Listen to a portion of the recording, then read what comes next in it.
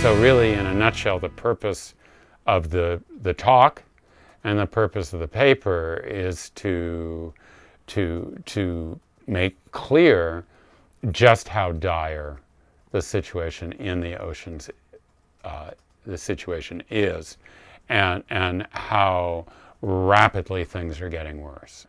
Essentially, what I do is identify the major drivers of degradation in the oceans, and those are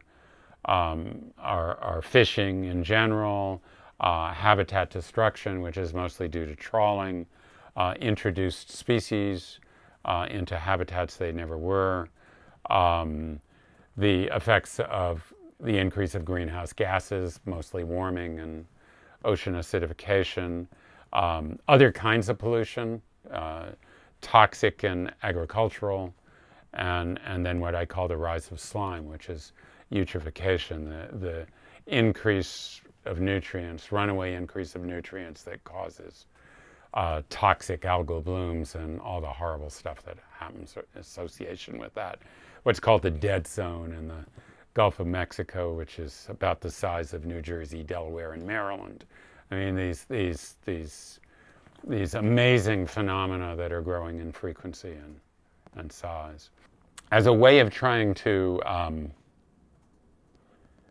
symbolize the level of this threat, I sort of stuck my neck out and I said, okay, let's look at entire ecosystems as if they were species, you know. So we have an Endangered Species Act, and we say that leatherback turtles are critically endangered, and we have all sorts of laws that apply to what we can do. They're not good enough. I mean, we don't do enough, but we do at least go through the motions of protecting leatherback turtles. And so what I said in the paper was, well, coral reefs as an entire global ecosystem are critically endangered. So if we had an Endangered Ecosystem Act, then we would have to protect coral reefs in the draconian and severe ways that we have to take to protect endangered species. Whether we can ever reverse anything or not is a very interesting question, because the world isn't the same anymore as the way it was when we started down this road.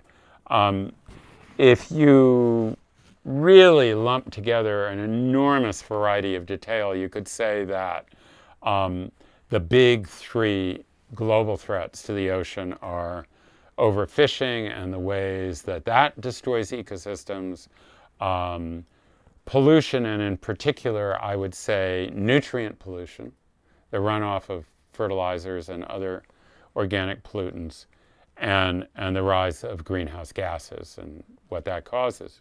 So it's not a happy picture, and the only way to deal with it is in segments. The only way really to keep one's sanity and try to achieve real success is to carve out sectors of the problem that can be addressed in effective terms and get on it as quickly as possible.